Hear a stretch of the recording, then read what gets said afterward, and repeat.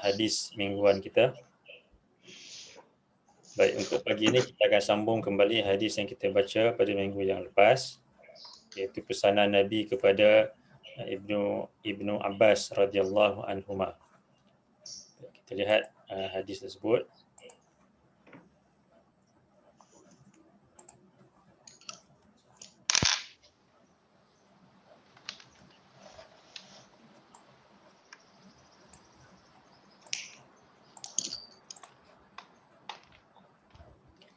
An Ibni Abbas qala kuntu khalfa Rasulillah sallallahu alaihi wasallam yawman faqala ya ghulam inni uallimuka kalimatin ihfazillah yahfazka ihfazillah tajidhu tujahaka idza sa'alta fas'alillah wa idza ista'anta fasta'in billah wa'lam anna al-ummata law ijtama'at ala an yanfa'uka bi syai'in lam yanfa'uka illa bi syai'in qad katabahu Allahu laka wa law ijtama'u ala an yadurruka bi syai'in lam yadurruka illa bi syai'in qad katabahu Allahu 'alaika rufi'atil aqlam wa jaffatis suhuf.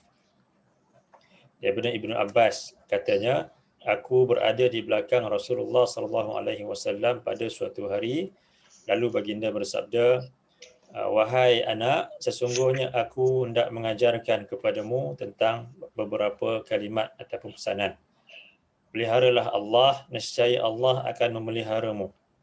Peliharalah Allah, nescaya kamu akan mendapati Allah sentiasa ada di hadapanmu. Iza sa'alta fas'alillah, apabila engkau meminta maka mintalah kepada Allah, dan apabila engkau memohon pertolongan maka mohonlah pertolongan kepada Allah. Dan ketahuilah bahawasanya umat itu kalaulah mereka berkumpul bersepakat untuk memberikan manfaat kepadamu dengan suatu perkara, mereka tak akan dapat memberikan manfaat kepadamu melainkan apa yang telah Allah tentukan buatmu. Dan kalaulah mereka bersatu bersepakat untuk menimpakan mudarat kepadamu dengan sesuatu, mereka tak akan dapat menimpakan mudarat tersebut melainkan apa yang telah Allah tentukan ke atasmu. Telah diangkat pena-pena dan telah kering lembaran-lembaran. Baik, dalam kelas minggu lepas kita dah sebutkan tentang bahagian yang ketiga daripada hadis ini, iaitu Nabi menyebutkan tentang segala manfaat dan juga mudarat itu hakikatnya datang daripada Allah. Tak ada sesuatu yang menimpa manusia ni sama ada manfaat ataupun mudarat, walaupun mungkin penyebabnya itu adalah makhluk, tetapi hakikatnya datang daripada Allah sesuai dengan apa yang telah Allah tentukan ke atas makhluk itu. Kalaulah Allah tentukan mudarat buatnya, tak ada siapa pun yang akan dapat untuk menghalang mudarat daripada Allah, mudarat ataupun musibah tersebut menimpa makhluk itu. Begitu juga kalaulah Allah tentukan ada manfaat kepada makhluk itu, ia tak akan dapat juga dihalang oleh sesiapa pun. Dan itu semua semua perkara yang berlaku itu, sama ada mudarat, manfaat dan sebagainya, itu semua telah ada di sisi Allah, telah ditetapkan oleh Allah. Sebab tu di akhir hadis ini Nabi sebutkan rufi'atil aqlam wa jaffatis suhuf, telah diangkat pena-pena dan telah kering lembaran-lembaran. Ini satu kiasan yang Nabi sebutkan untuk menggambarkan bahawasanya setiap yang berlaku kepada manusia itu semuanya telah ditentukan Allah daripada dulu lagi. Telah ada takdir di sisi Allah. Itu yang kita sebut sebagai takdir. Takdir merupakan suatu ketetapan daripada Allah yang mana sebelum Allah ciptakan langit dan bumi ini, semua telah ada di sisi Allah. Itu suatu rukun dalam rukun iman, yang mana setiap orang yang beriman dia mesti percaya kepada rukun iman yang keenam, itu adalah beriman kepada takdir daripada Allah. Kalau kita lihat dalam sebuah hadis Okey, okey. Ada dah. Okey, thank you. Daripada Sahih Muslim, Dalam api kat mana login tu? sebuah hadis daripada Sahih Muslim,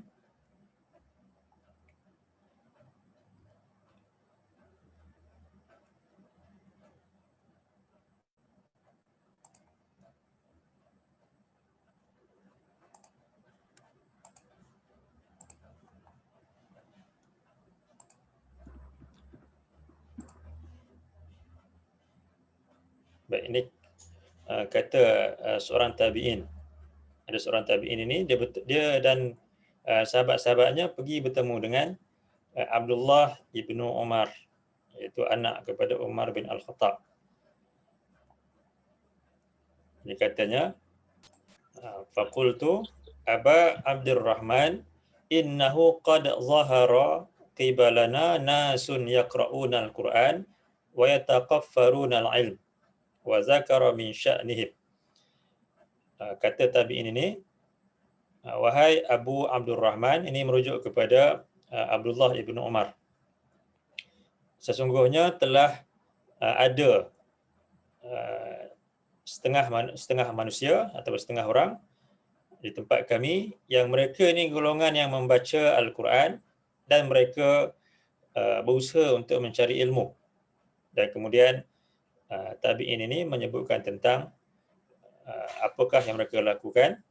Kemudian kata tabi'in ini, golongan tersebut iaitu golongan yang membaca Quran dan mencari ilmu itu, mereka menganggap yaz'umuna alla qadara wa annal amra unufud. Mereka menganggap bahawasanya takdir itu tidak ada dan setiap perkara itu berlaku dan setiap perkara itu dia berlaku sesuai dengan keadaan itu. Maksudnya tak ada takdir yang telah Allah tentukan. Jadi maknanya ketika zaman sahabat lagi dan juga zaman tabi'in dah ada golongan yang tak percaya kepada takdir. Jadi mereka merasakan setiap perkara yang berlaku itu semua di bawah kawalan ataupun di bawah kehendak manusia semata-mata tanpa ada ketentuan daripada Allah. Kemudian kata Abdullah ibnu Umar ini, qala fa iza laqita ulaika fa akhbirhum anni bari'um minhum. Kalaulah engkau bertemu dengan mereka ini, maka sampaikanlah kepada mereka bahawasanya aku berlepas diri daripada mereka. Iaitu aku bukanlah di kalangan mereka dan apa yang aku percaya tak sama dengan apa yang mereka percaya. Wa annahum bura'u minni, dan mereka juga bukanlah daripada kalangan aku. Wallazi yakhlifu bihi Abdullah bin Umar law anna li ahadihim mithla uhudin zahaban fa anfaqahu ma qabila Allah min hatta yu'mina bil qadar. Dia kata Abdullah ibn Umar, kalaulah seorang di kalangan mereka mempunyai emas yang banyak sebesar gunung Uhud, lalu dia menginfakkannya, Allah tak akan menerima infaknya itu, sehinggalah dia beriman kepada qadar ataupun takdir. Summa qal haddathani abi Umar bin Al-Khattab. Kemudian saya sudah menyebutkan yang Allah tak akan menerima infak daripada golongan yang tak percaya kepada takdir. Katanya ada sebuah hadis yang datang daripada Umar, itu bapa aku menceritakan kepadaku tentang suatu hadis yang Umar dengar daripada Nabi.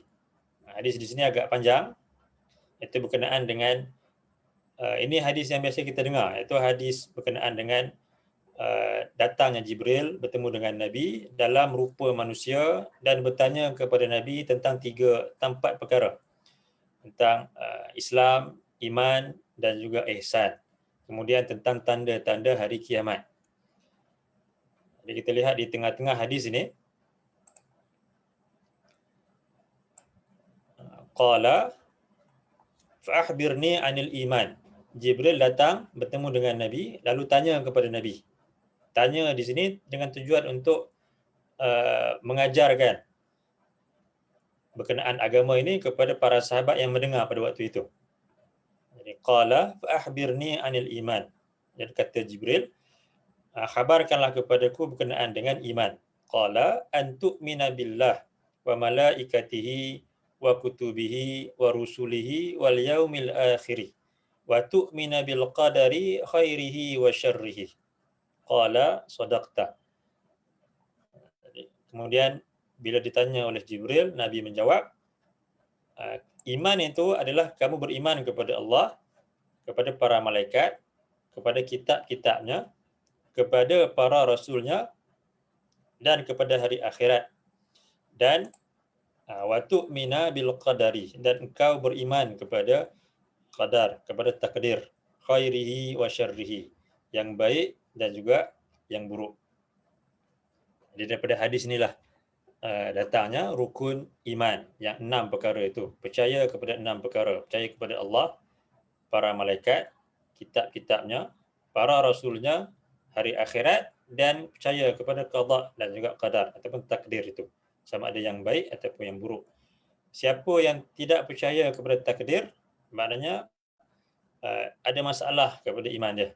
Seperti mana kata Ibnu Umar tadi, Allah tak akan menerima amalan yang mereka lakukan. Kalaulah ada emas yang banyak sekalipun, tak akan diterima di sisi Allah jika diinfakkan pada jalannya. Disebabkan ini golongan yang tak beriman kepada Allah sebenarnya. Walaupun mengatakan beriman kepada Allah, tapi bila tak beriman kepada takdir, seolah-olah macam tak beriman seluruhnya. Baik, seterusnya dalam sebuah lagi hadis berkenaan dengan takdir ini, kita boleh lihat dalam Sunan Abi Daud.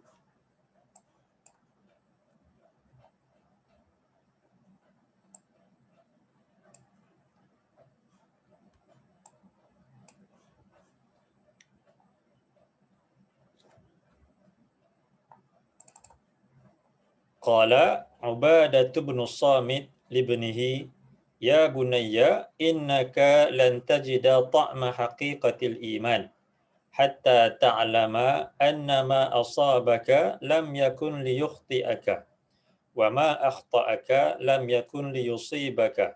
Sami'tu Rasulullah sallallahu alaihi wasallam yaqul, inna awwala ma khalaqallahu al-qalam faqala lahu uktub. Qala rabbi wa madza aktub?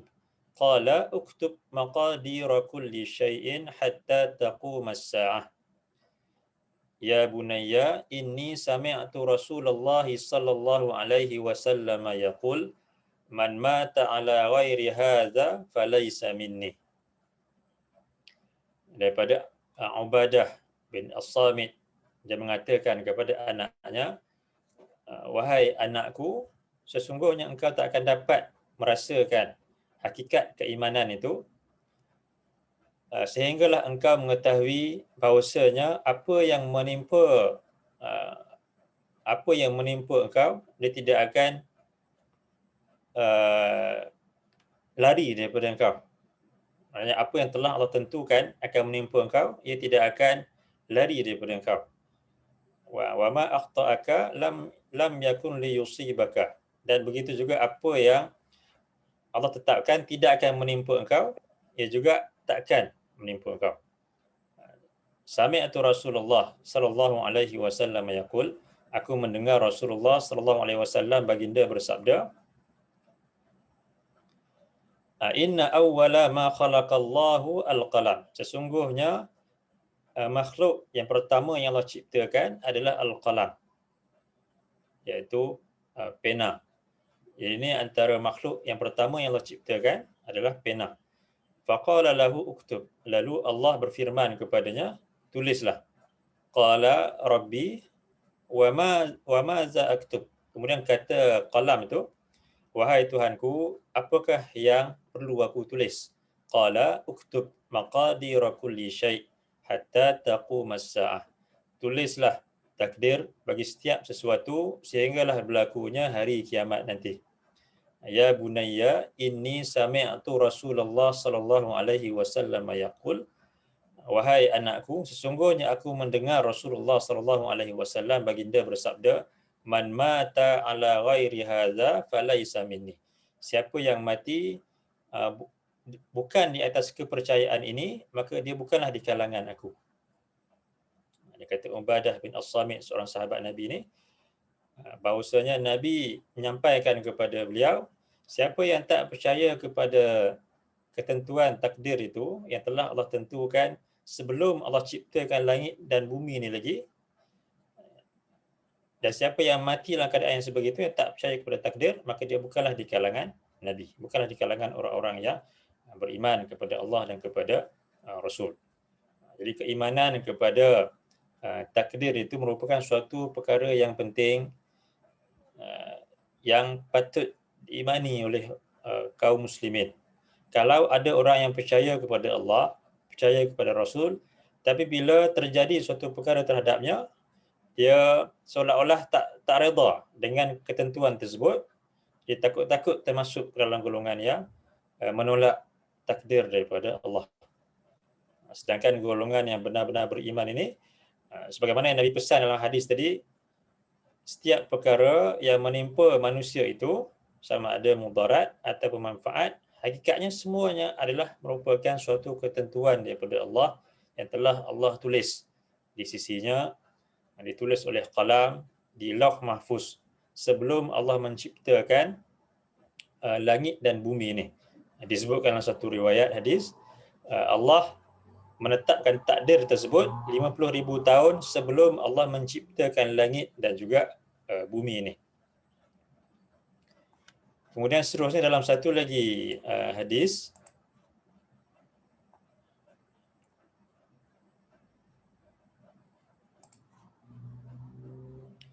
ini daripada Sahih Al-Bukhari.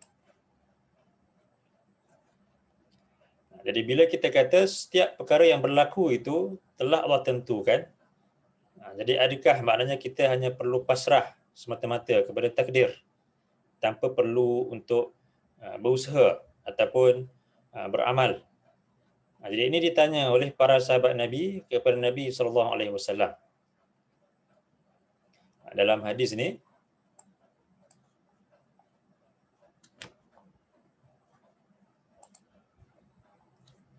An Ali radhiyallahu an qala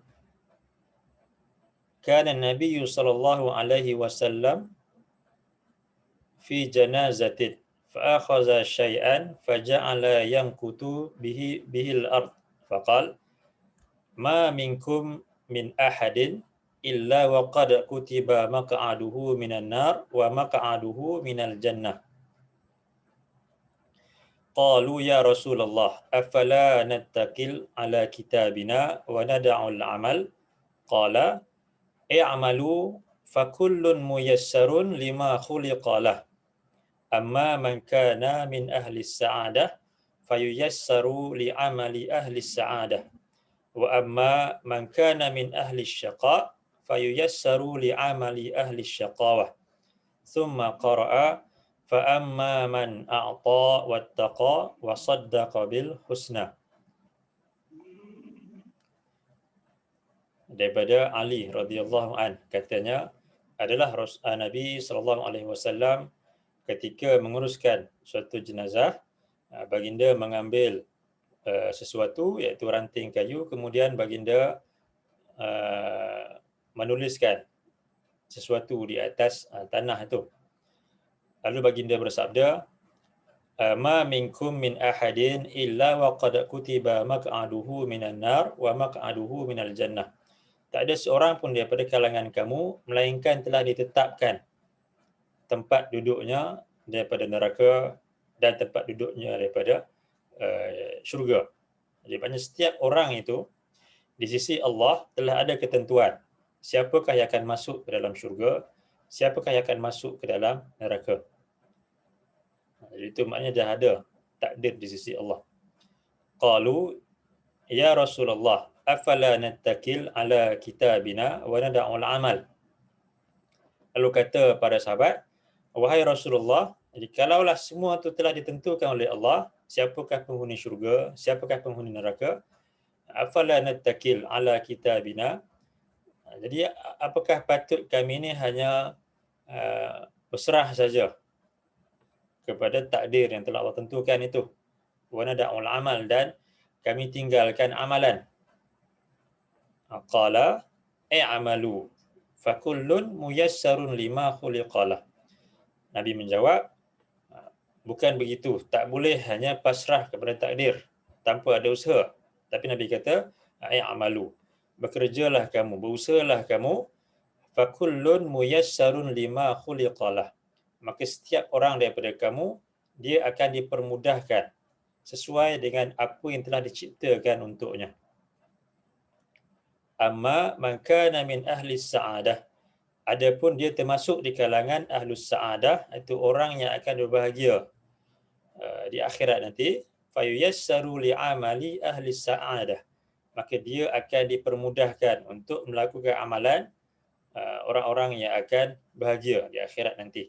Wa amma man kana min ahli syaqa, dan ada pun siapa yang termasuk di kalangan orang yang akan celaka di hari akhirat nanti, fayuyassaru li'amali ahli syaqawah, maka dia akan dipermudahkan untuk melakukan amalan orang-orang yang akan celaka pada hari akhirat. Summa qara'a fa amma man a'ta wattaqa wa saddaqa bil husna al-ayah, sampailah kepada habis ayat tersebut. Di sini Nabi mengatakan bahawasanya takdir itu telah ada di sisi Allah, siapakah penghuni syurga, siapakah penghuni neraka. Tapi di sisi manusia ni, kita tak tahu apakah takdir yang telah Allah tentukan buat kita. Dan di sisi kita ni, kita ada pilihan, kita ada usaha untuk menjadi golongan yang mana. Jadi kita boleh pilih sama ada menjadi golongan yang beriman ataupun golongan yang ingkar. Kita boleh pilih untuk buat amalan yang mana. Buat amalan golongan yang akan bahagia ataupun amalan golongan yang akan celaka ni. Dan setiap pilihan kita, kehendak kita, perbuatan kita itu semuanya dalam ilmu Allah, dalam ketentuan Allah. Allah tahu apa yang kita akan pilih, apa yang akan kita lakukan. Tapi di sisi kita ni, kita tak tahu. Jadi sebab tu tak boleh untuk kita kata kita hanya serah kepada takdir semata-mata tanpa ada usaha. Perlu ada usaha, perlu ada amalan di sisi manusia itu, kerana Allah bagi kepada mereka ni, kepada manusia ni, kehendak. Allah bagi pilihan. Jadi tapi setiap pilihan mereka itu sesuai dengan apa yang telah Allah tentukan. Jadi tak boleh kita kata bila ada takdir, pasrah semata-mata kepada takdir tanpa ada usaha. Itu kepercayaan golongan yang disebut Ibnu Umar tadi, dan juga Ubadah bin As-Samit, kepercayaan golongan yang tak beriman kepada Allah. Dia ada dua golongan. Satu disebut sebagai Qadariyah, satu lagi disebut sebagai Jabariyah, yang mana ini golongan yang ekstrim dalam memahami takdir itu. Sebahagian menyatakan semua perkara itu telah Allah tentukan dan manusia ni tak ada pilihan melainkan semata-mata pasrah saja. Jadi ini golongan yang tak percaya ataupun yang memikirkan manusia ni tak ada pilihan dan juga tak ada usaha, tak perlu untuk beramal. Satu lagi golongan, dia menyatakan takdir itu tak ada, tetapi apa yang berlaku ini semuanya di bawah kehendak dan juga pilihan manusia semata-mata. Jadi maknanya Allah tak tentukan di akhir manusia itu bagaimana. Semua tu di atas kehendak dan juga kuasa manusia. Jadi kedua-dua ini golongan yang berlebihan dalam memahami takdir yang telah Allah tentukan. Bagi Ahlus Sunnah wal Jamaah di tengah-tengah di antara kedua golongan ini, iaitu mereka percaya ada takdir ketentuan daripada Allah, tapi dalam masa yang sama Allah berikan pilihan dan kehendak kepada manusia ini untuk mereka berusaha memilih jalan yang mana. Dan segala pilihan yang mereka lakukan itu Allah telah tahu sebelum Allah ciptakan langit dan juga bumi ini. Dan Allah berhak untuk tentukan mengapakah mereka ni sebahagian daripada penghuni syurga ataupun sebahagian daripada penghuni neraka. Jadi itu kepercayaan Ahlussunnah wal Jamaah di tengah-tengah. Baik, kemudian satu lagi, kalau kita lihat dalam Quran, Allah menyebutkan dalam surah 57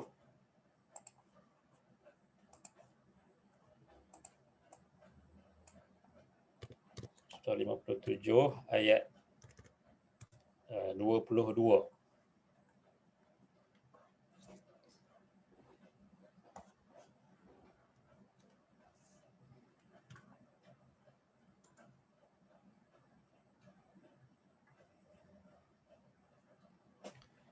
A'udzu billahi minasyaitonir rajim. ما أصاب من مصيبة في الأرض ولا في أنفسكم إلا في كتاب من قبل أن نبرأها إن ذلك على الله يسير ما أصاب من مصيبة في الأرض ولا في أنفسكم. Tak ada suatu musibah yang Allah timpakan di bumi ini dan tidak juga pada diri kamu illa fi kitabin, melainkan semua itu telah ada di dalam kitab.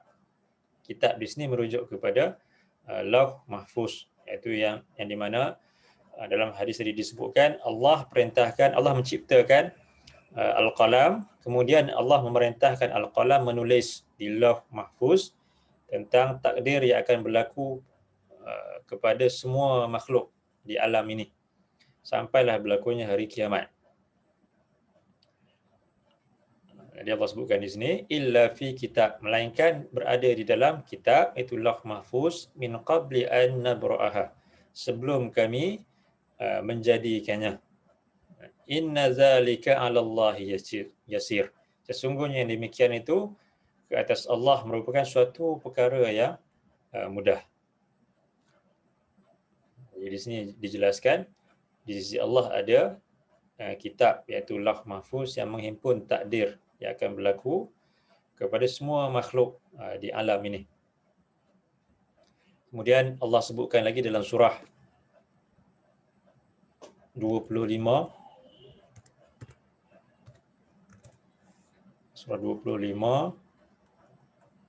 ayat yang kedua. Surah 25 ayat yang kedua.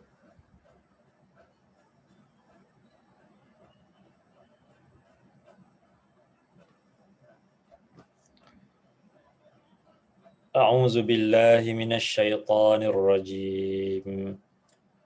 Allazi lahu mulkus samawati wal ardi wa lam yattakhidh walada wa lam yakul lahu syarikun fil mulk wa khalaqa kulla syai'in faqaddarahu taqdira. Allazi lahu mulkus samawati wal ard. Allah adalah Tuhan yang miliknya lah kerajaan di petala langit dan bumi ini. Walam yattakhiz waladan walam yakun lahu syarikun fil mulk. Dan Allah dia tidak mempunyai anak dan dia tidak mempunyai sebarang sekutu dalam pemerintahannya. Wa khalaqa kulla syai'in faqaddarahu taqdira. Dan Allah itu dia menciptakan setiap sesuatu, lalu dia menetapkan takdirnya, dia menetapkan suatu ketentuan dengan sebenar-benar ketentuan. Itu yang disebut sebagai takdir. Dia telah memberikan setiap makhluk itu takdir mereka masing-masing. Kemudian Allah juga menyebutkan dalam surah 9 ayat 51.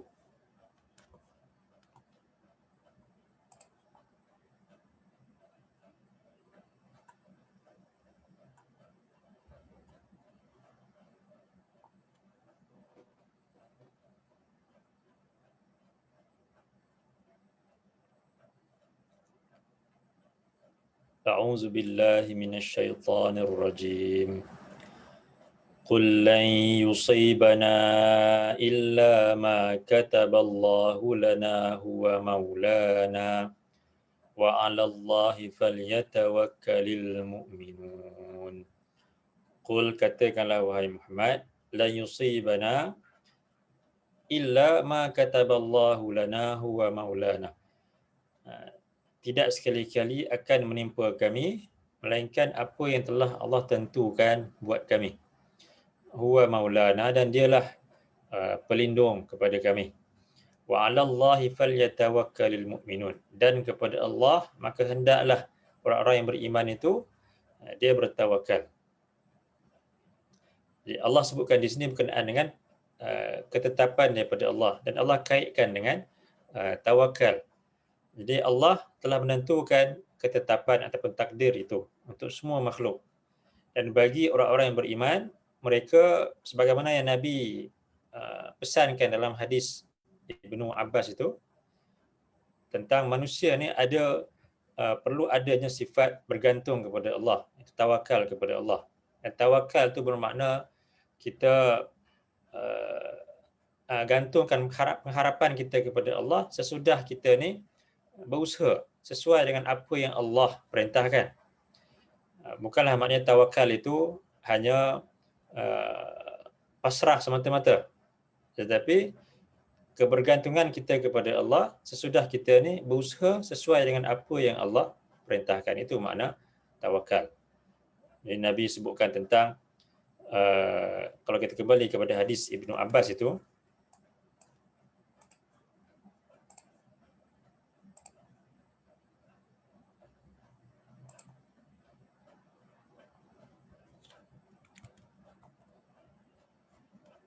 jadi sebelum Nabi sebutkan tentang takdir,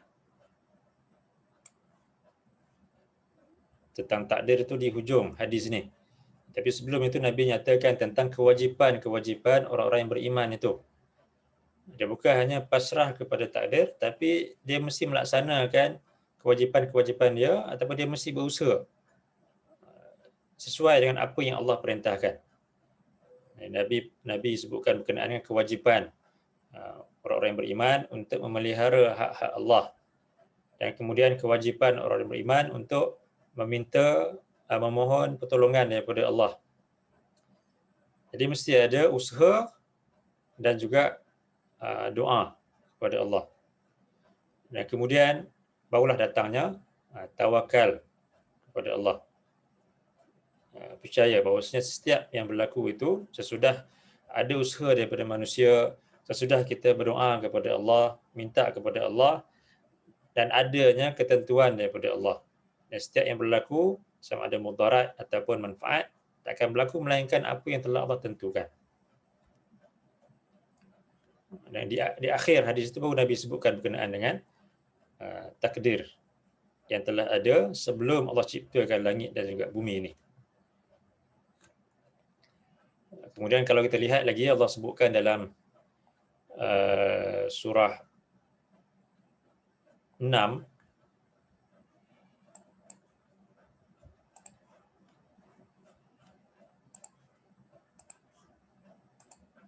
surah 6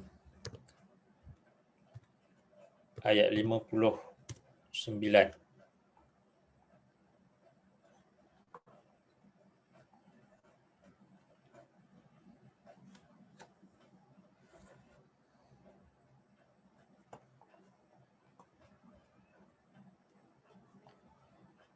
A'udzu billahi minasyaitonir rajim. Wa indahu mafatihul ghaibi la ya'lamuha illa hu wa ya'lamu ma fil barri wal bahr wa ma tasqutu min waraqatin illa ya'lamuha ولا حبة في ظلمات الأرض ولا رطب ولا يابس إلا في كتاب مبين. وعنده مفاتيح الغيب لا يعلمها إلا هو. Dan di sisi Allah itu segala perbendaharaan yang gaib, itu segala ilmu berkaitan dengan perkara-perkara yang gaib, La ya'lamuha illahu. Tak ada yang mengetahuinya melainkan hanyalah Allah. Wa ya'lamu ma fil barri wal bahr. Dan dia mengetahui setiap yang ada di laut, setiap yang ada di darat dan juga apa yang ada di lautan itu. Wa ma tasqutu min waraqatin illa ya'lamuha. Dan setiap yang gugur daripada daun itu, semuanya Allah tahu tentangnya.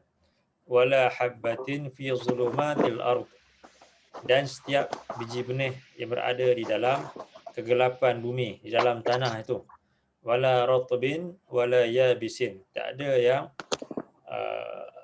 basah dan juga yang kering, illa fi kitabim mubin. Melainkan semuanya itu telah ada di dalam sebuah kitab yang jelas nyata, iaitu di Lauh Mahfuz.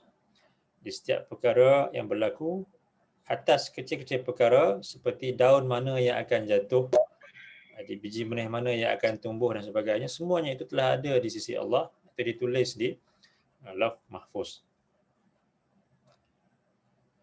Dan bila kita sebutkan tentang takdir itu, dia ada beberapa perkara yang perlu kita faham.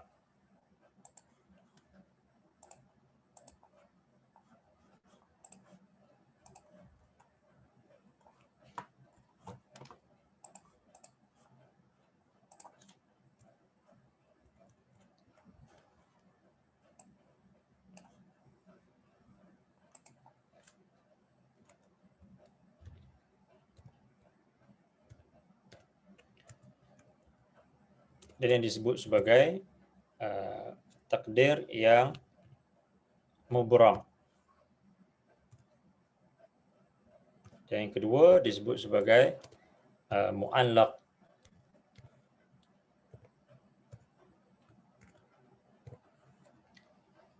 Takdir yang mubram ini merujuk kepada perkara-perkara yang mutlak daripada Allah, yang telah Allah tentukan, yang manusia tak ada sebarang pilihan di situ. Itu yang dipanggil mubram, suatu yang tetap yang datang daripada Allah, yang manusia tak diberikan pilihan untuk menentukan dalam perkara tersebut. Contohnya seperti Allah tentukan bangsa seseorang, ibu bapa seseorang. Itu kita tak ada pilihan. Seorang tak boleh pilih untuk dia lahir daripada bangsa yang mana. Dan seorang tak boleh pilih untuk dia jantina apa. Lahir-lahir itu dah tentu dah, sama ada lelaki ataupun perempuan. Kemudian warna kulitnya. Begitu juga dengan umurnya. Jadi semua perkara itu telah Allah tentukan. Dan manusia tak ada pilihan. Itu dipanggil takdir yang mubram, yang tetap, yang datang daripada Allah. Allah tentukan dan manusia tak ada sebarang pilihan ataupun sebarang usaha untuk mengubah perkara tersebut. Macam yang Allah sebut tadi dalam surah 6 ayat 59 itu, semua perkara tersebut berada di Lauh Mahfuz. Kemudian satu lagi dalam surah 50 Allah sebutkan,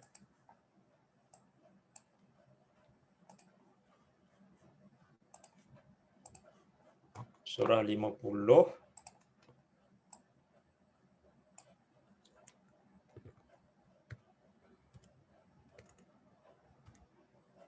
ayat 29.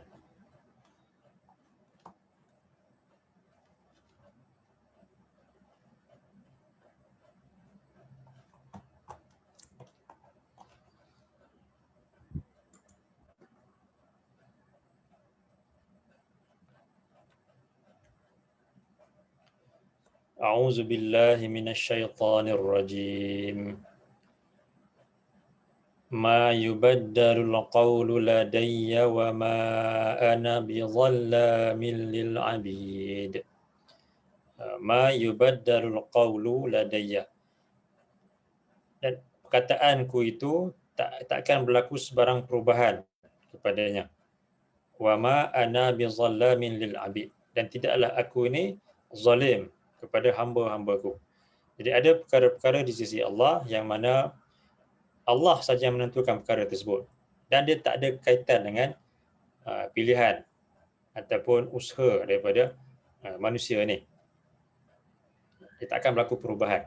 Itu disebut sebagai takdir yang mubram tadi. Seperti jantina, seperti bangsa, seperti warna kulit. Termasuk juga bila waktu kita akan diambil nyawa oleh Allah, itu semua takdir yang mubram. Satu lagi Allah sebutkan dalam surah 7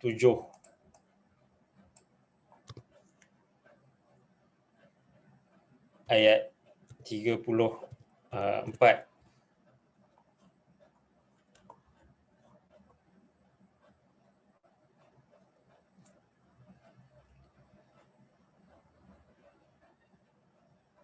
A'udzu billahi minasyaitonir rajim. ولكل أمة أجل فإذا جاء أجلهم لا يستأخرون ساعة ولا يستقدمون.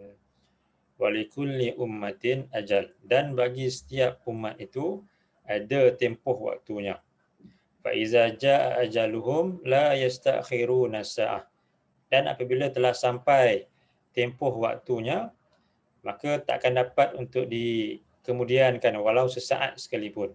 Wala yastaqdimun, dan takkan dapat dipercepatkan pun walaupun sesaat. Jadi ini semua perkara-perkara yang termasuk dalam takdir yang mubram, yang merupakan ketetapan daripada Allah yang manusia tak boleh untuk mengubahnya. Tak ada pilihan dan juga tak ada usaha daripada manusia yang boleh untuk mengubah perkara tersebut. Itu dipanggil takdir mubram. Yang kedua disebut sebagai takdir mu'allaq, iaitu perkara yang bergantung kepada usaha manusia itu.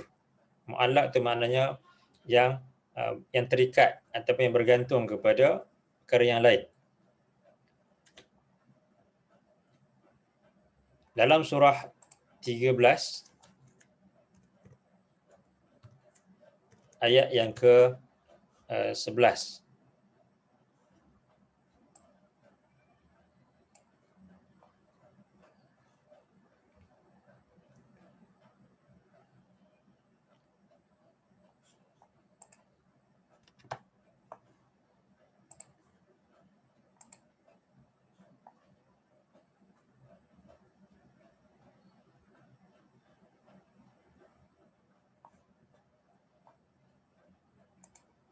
أعوذ بالله من الشيطان الرجيم له مؤقبات من بين يديه ومن خلفه يحفظونه من أمر الله إن الله لا يغير ما بقوم حتى يغيروا ما بأنفسهم وإذا أراد الله بقوم سوءا فلا مرد له وما لهم من دونه من وال له مؤقبات من بين يديه ومن خلفه يحفظونه من أمر الله.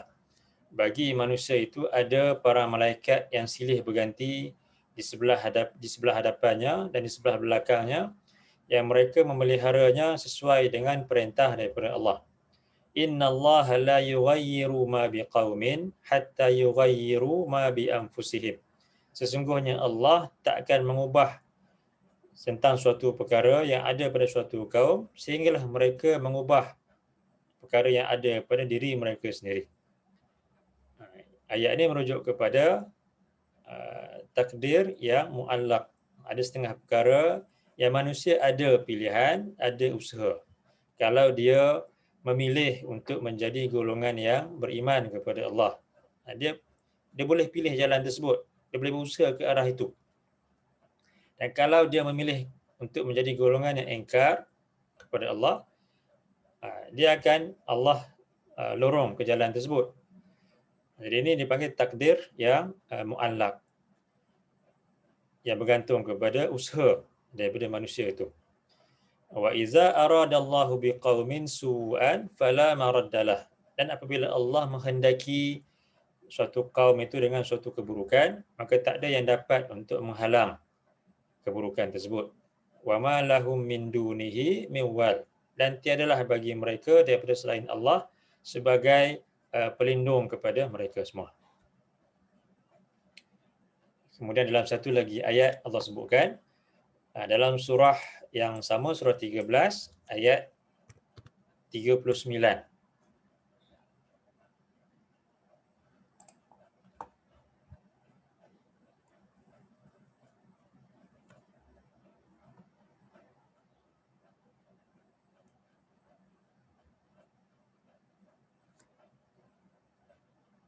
A'udzu billahi minasyaitonir rajim. Yamhullahu ma yasha'u wa yuthbit wa 'indahu ummul kitab. Yamhullahu ma yasha' wa yuthbit. Allah dia menghapuskan apa yang dia kehendaki dan dia juga menetapkan apa yang dia kehendaki.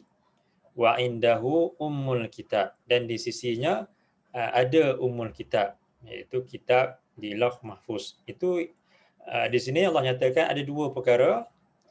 Ada takdir yang boleh berubah sesuai dengan apa yang Allah kehendaki. Allah boleh menghapuskannya dan Allah boleh menetapkannya. Itu dipanggil takdir muallaq itu. Wa indahu ummul kitab, dan di sisinya ada ummul kitab, iaitu suatu ketetapan di Lauh Mahfuz yang merujuk kepada takdir mubram tadi, yang takkan berlaku perubahan di situ. Jadi itu dua perkara yang kita perlu faham berkenaan dengan takdir. Ada takdir yang mubram, yang tetap di Lauh Mahfuz, takkan berubah selama-lamanya. Yang keduanya ada yang dipanggil takdir yang muallaq, yang dia berlaku sesuai dengan usaha, pilihan daripada manusia, amalan daripada manusia. Tetapi semua perkara yang berlaku itu, dia berlaku dengan kehendak daripada Allah dan ketentuan daripada Allah juga.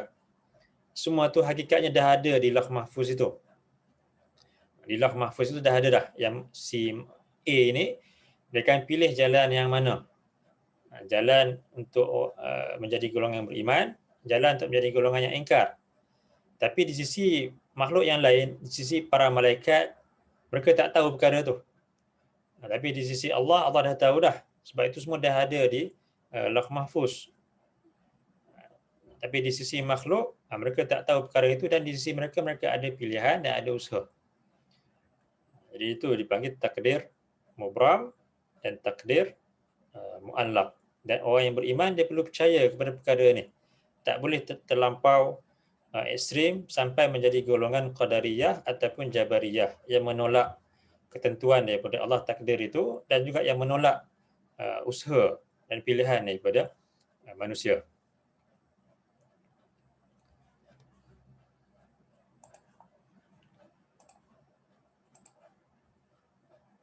Jadi itu takdir mubram dan juga takdir muallaq. Dan kemudian keimanan kepada qadar itu juga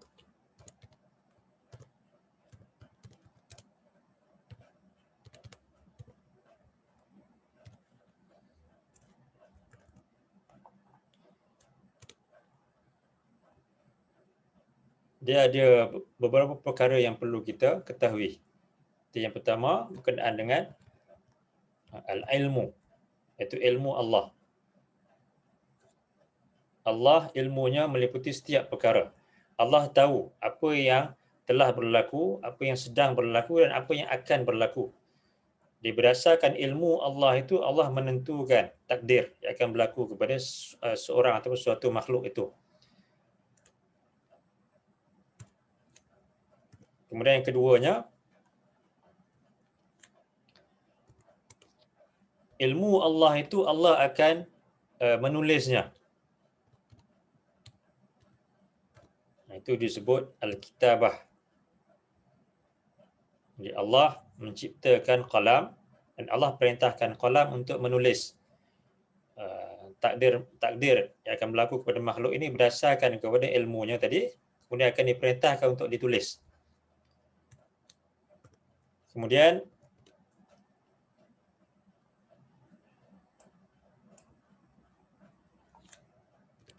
al-masyiah,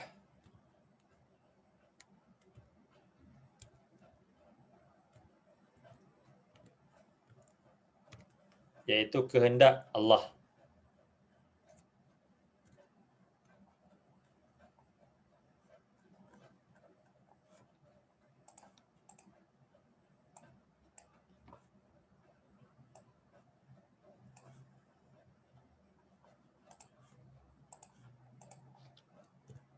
Kehendak Allah. Jadi apa yang berlaku itu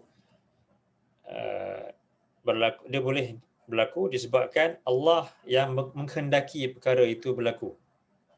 Dia tak akan wujud suatu perkara yang berlaku tanpa kehendak daripada Allah. Setiap perkara yang berlaku, sama ada perkara tersebut Allah redha ataupun Allah suka perkara itu berlaku. Ada juga perkara yang Allah uh, tak suka dan juga tak redha, tapi dia tetap benarkan perkara tersebut berlaku. Jadi itu kita kena faham. Kadang-kadang setengah orang dia mengatakan kalaulah Allah Allah itu Tuhan yang benar-benar Maha Penyayang, Maha Pemurah dan sebagainya, tentulah Allah takkan benarkan perkara-perkara yang jahat itu berlaku, kesusahan dan sebagainya. Tentulah semuanya akan berlaku yang baik-baik semata-mata. Tapi tidak, apa yang Allah kehendaki berbeza. Allah kehendaki ada setengah perkara yang berlaku disebabkan Allah suka dan juga Allah redha kepada perkara tersebut. Dan ada perkara yang Allah tak suka, Allah tak redha, tapi Allah tetap benarkan perkara tersebut berlaku. Itu dipanggil masyiah, kehendak Allah. Setiap yang berlaku itu sesuai dengan kehendak daripada Allah. Kemudian seterusnya, apa yang Allah kehendaki, Allah akan menciptakannya. Al-khalqu.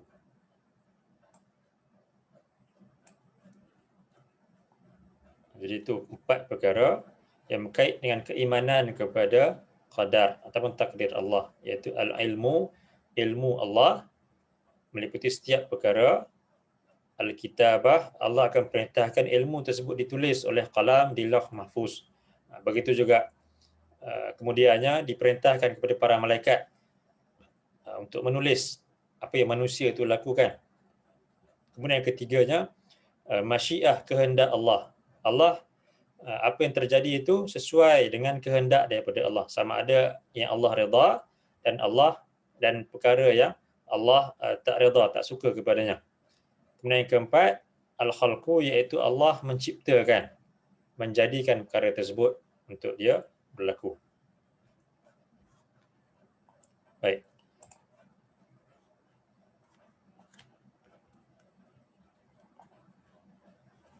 Jadi ini antara perkara-perkara yang perlu kita fahami berkenaan dengan takdir daripada Allah, iaitu takdir ada 2, iaitu yang mubram, yang tetap, yang kekal, yang takkan berlaku sebarang perubahan, itu yang ada di lauh mahfuz.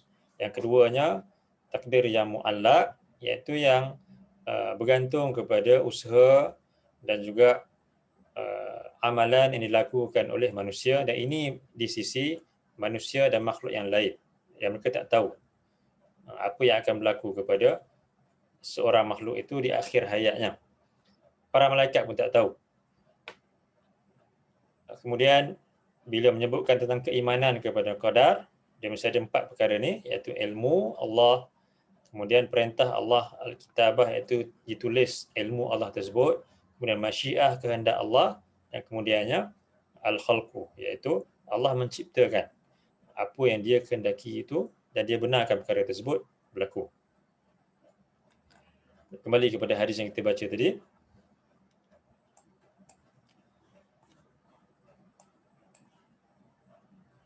Jadi Nabi sebutkan di sini beberapa perkara pesanan kepada Ibnu Abbas, yang mana ini merupakan perkara-perkara yang penting.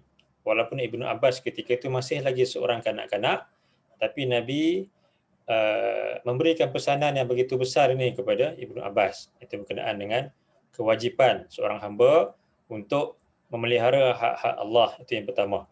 Yang keduanya, kewajipan seorang hamba itu untuk sentiasa meminta dan memohon pertolongan daripada Allah sebelum meminta atau memohon pertolongan daripada manusia. Walaupun sekecil-kecil perkara, mohon kepada Allah dahulu.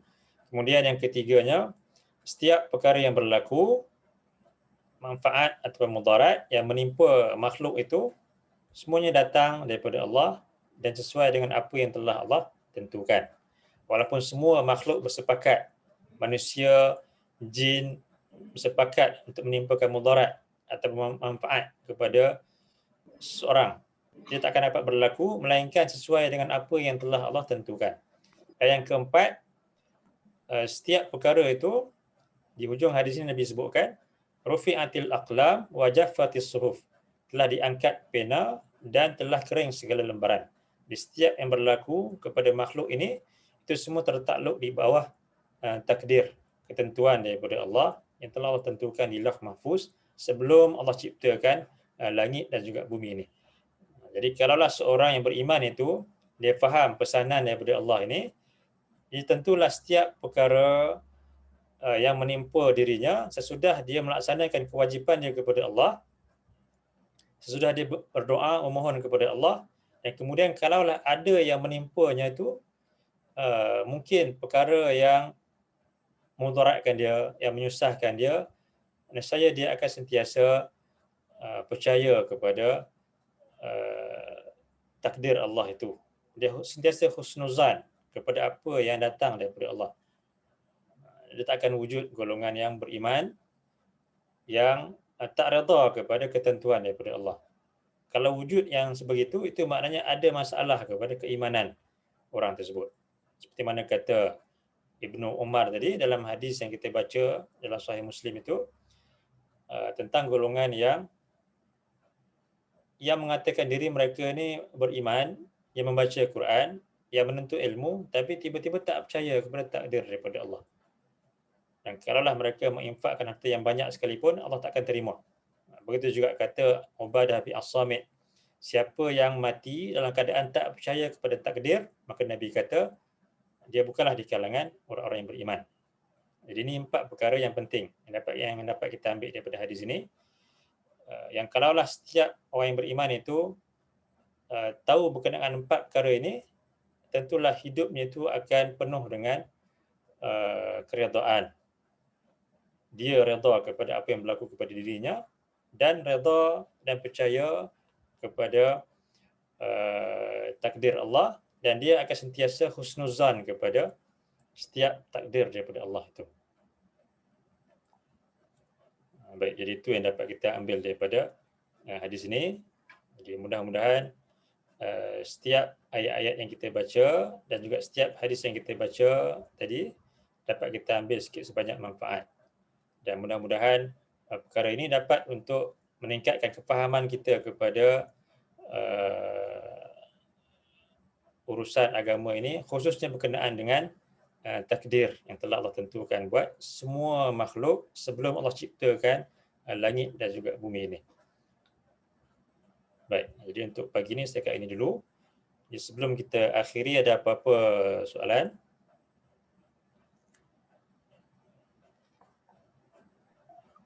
Assalamualaikum Ustaz. Waalaikumsalam. Ya. Apa beza qada dan qadar? Baik, qada dan juga qadar. Dia qada tu datang daripada kalimah qada.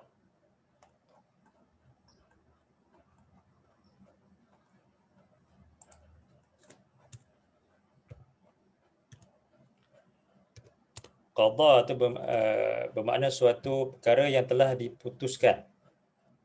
Itu yang kita kata qada. Suatu perkara yang diputuskan, suatu keputusan, suatu ketentuan. Kemudian qadar itu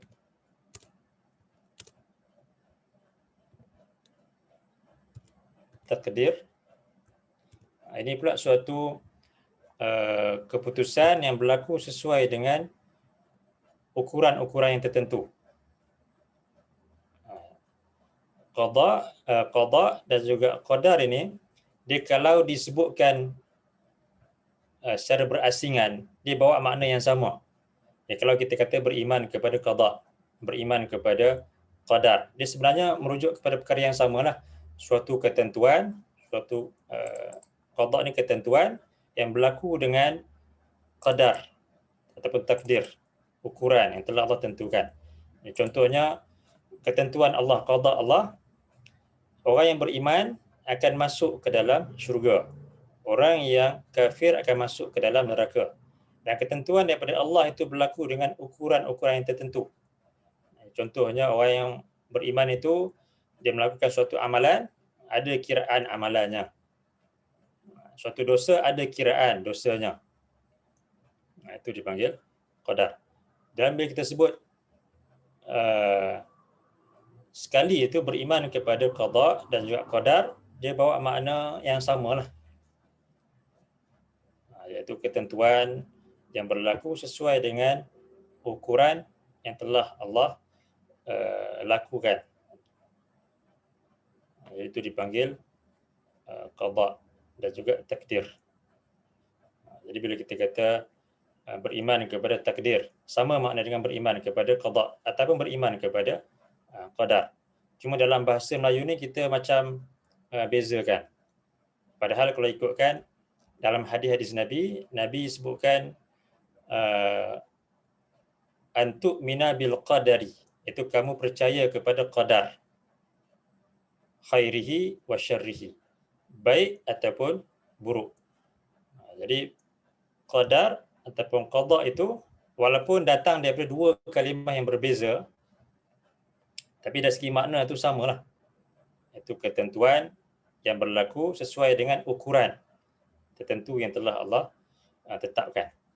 Itu qada dan juga qadar. Ringkasnya takdirlah maknanya. Itu paling mudah kita faham. Qada dan juga qadar itu maknanya takdir.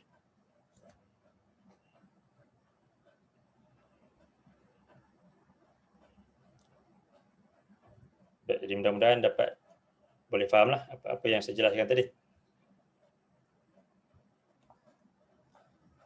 Baik, ada apa lagi?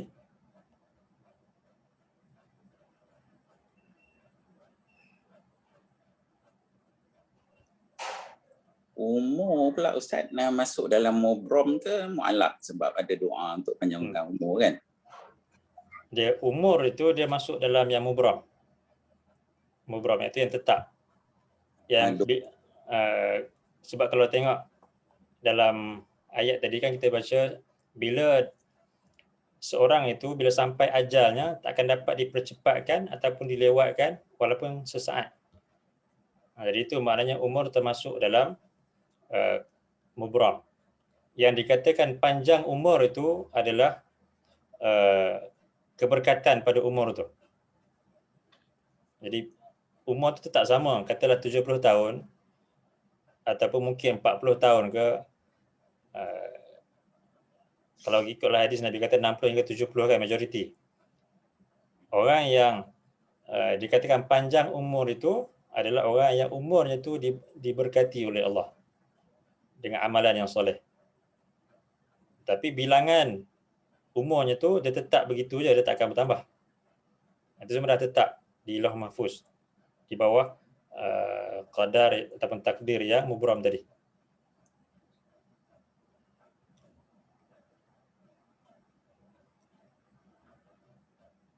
Dia umur ni dia tak boleh kita, walaupun kita doa kepada Allah, dia hakikatnya umur tu dia tetap begitu, dia tak akan bertambah. Melainkan keberkatan kepada umur itu. Bila kita berdoa kepada Allah, ya Allah panjangkan umur, itu maknanya berkatilah umur yang ada pada diri kita ni. Allah penuhi dengan amalan yang soleh. Jadi kalau kita lihat macam ramai ulama-ulama yang terdahulu, contohnya umurnya pendek tapi berkat umur mereka tu. Contohnya macam Al-Imam An-Nawawi, umur 45 tahun. Tak sempat kahwin pun. Tetapi lihat bagaimana banyak hasilnya, banyak kitabnya yang memberikan manfaat yang besar kepada umat Islam. Jadi itu menunjukkan yang umurnya itu panjang. Umur yang Allah berkati itu. Dari segi bilangan tu dia tak akan berubah di sisi Allah. Ustaz, jadi kalau doa, selalu kadang kita doa supaya semoga panjang umur tu tak betul lah ya? Dia nak kata tak betul tu, dia sebenarnya dia tak akan mengubah apa-apa lah maknanya. Yang bila kita doakan panjang umur tu, maksud yang sebenarnya kita supaya Allah berkati umur tu. Lebih baik kalau kita tukarlah doa tu kepada semoga Allah berkati umur kamu. Dia bukan panjang umur saja. Semoga Allah berkati umur kamu tu. Itu doa yang lebih baiklah daripada semoga panjang umur. Biasa kita doakan semoga panjang umur, murah rezeki. Jadi kalau umur yang panjang pun tapi umur yang tak diberkati, tak guna juga. Kalau umur yang penuh dengan maksiat dan sebagainya. Panjang. Doa yang lebih baik, semoga Allah berkati umur kamu. Barakallahu fi umrik contohnya. Itu doa yang lebih baiklah daripada sekadar panjang umur saja. Sebab hakikat dia tak akan bertambah apa sebenarnya.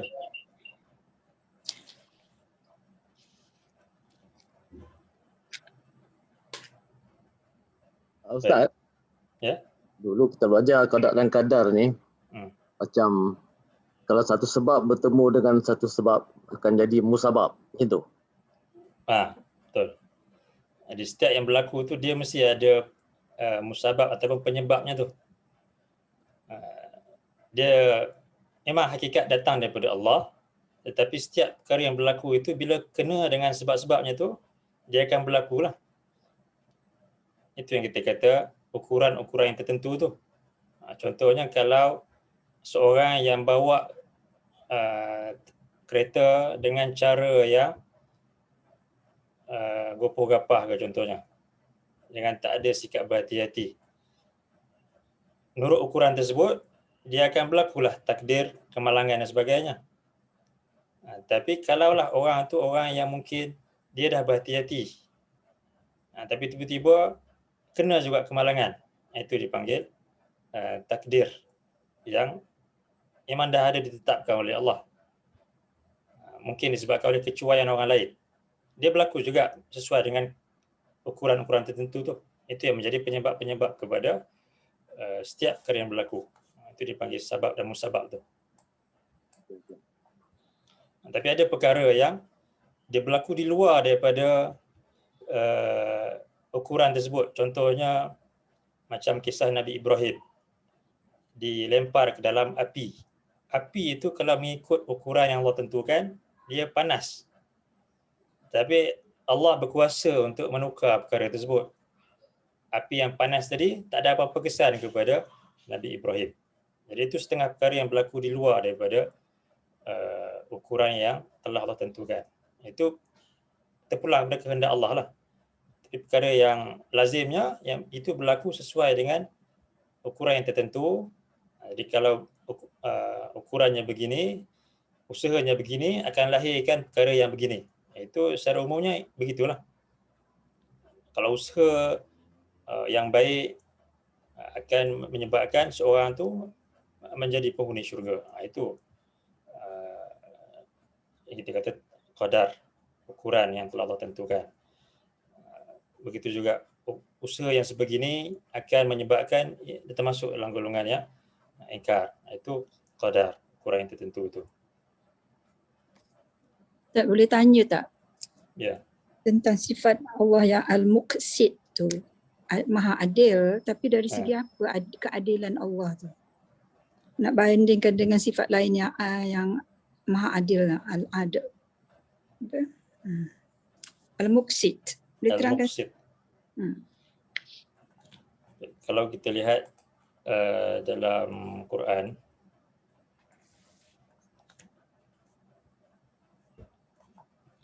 sekejap ya.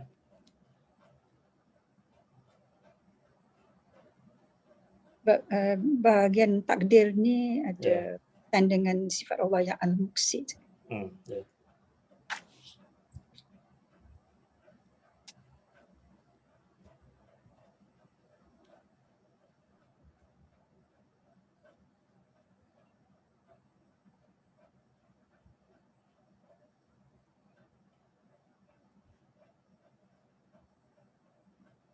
Jadi kalau tengok dalam Quran,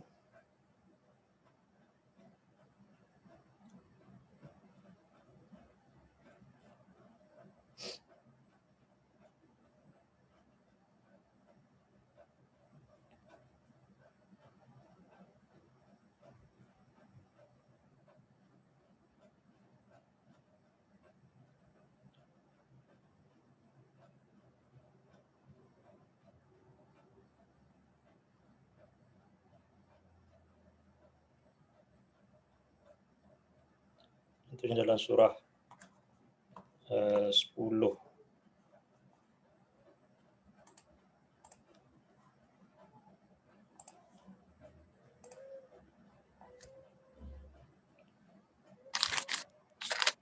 Surah 10 ayat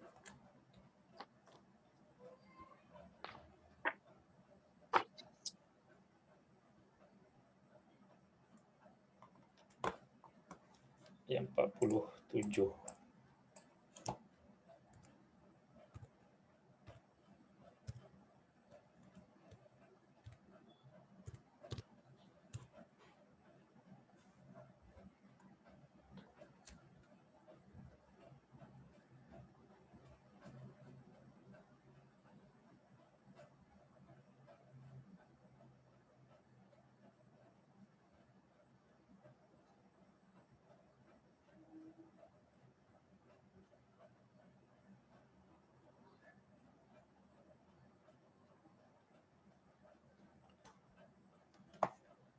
Walikulli ummatin rasul, dan bagi setiap umat itu ada seorang rasul yang Allah utuskan.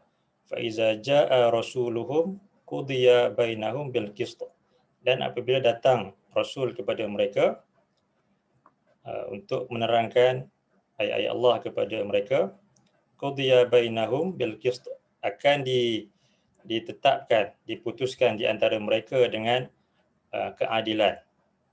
Jadi qist bil qisti ini, keadilan ini yang kita kata yang sifat Allah itu al-muqsid kan. Al-muqsid datang dari kalimah al-qist. Ini keadilan. Itu keadilan yang datang dengan kebenaran. Yang mana Allah yang al-muqsid itu, dia yang bersifat adil kepada manusia itu, dia telah menurunkan rasul kepada mereka.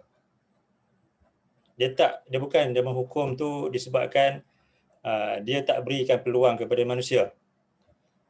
Dia bersifat adil kepada manusia kerana sebelum dia menghukum manusia itu, dia menghantarkan rasul, mengutuskan nabi, menurunkan kitab kepada mereka. Tetapi bila mereka tetap juga memilih menjadi golongan yang ingkar, di ketika itu Allah yang al-muqsid itu akan menetapkan hukuman ke atas mereka. Wahum la yuzlamun, dan mereka takkan dizalimi sedikit pun. Walaupun mungkin mereka kata tak adil Allah masukkan mereka ke dalam golongan yang ingkar. Tapi hakikatnya Allah telah mengutuskan Rasul, menurunkan kitab untuk mereka buat pilihan. Tapi kalau tetap juga menjadi golongan yang ingkar, itu maknanya Allah dengan sifat keadilannya itu akan menghukum mereka disebabkan pilihan mereka sendiri juga. Dan mereka takkan boleh untuk salahkan Allah kalau mengatakan Allah dah tentukan. Tapi itu semua berbalik kepada ketentuan Allah itu. Allah tentukan untuk mengazab mereka ataupun mungkin masukkan mereka ke dalam syurga disebabkan pilihan mereka melalui kebenaran yang datang kepada mereka itu.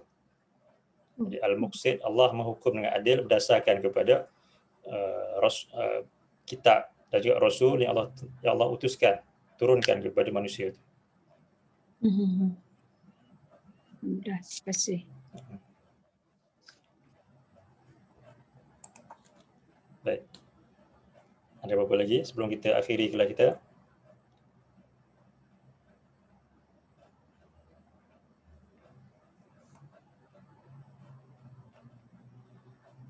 Baik, insya-Allah kalau tak ada apa-apa sekat itu dulu untuk pagi ini.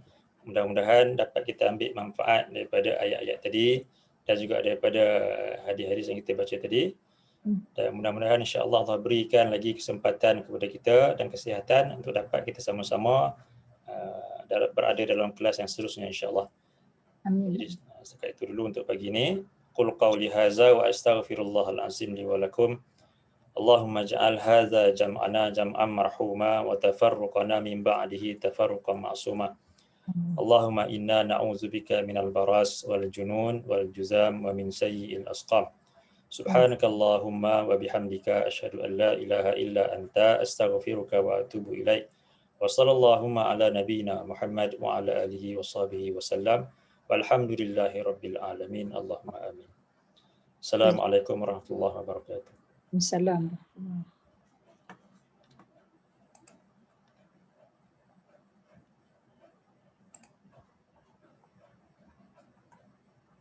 kasih. Jazakallah. Ustaz.